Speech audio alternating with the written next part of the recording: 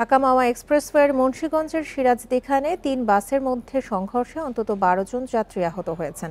সংঘর্ষের পর ৪ কিলোমিটার এলাকা জুড়ে আধা ঘন্টা যান চলাচল বন্ধ হয়ে যায়।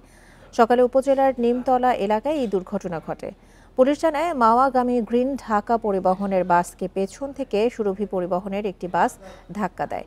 এতে গ্রিন ঢাকা পরিবহনটি নিয়ন্ত্রণ হারিয়ে তার সামনে থাকা সড়ক নিরাপত্তায় নিয়োজিত পেট্রোল গাড়ির পেছনে ধাক্কা দেয়।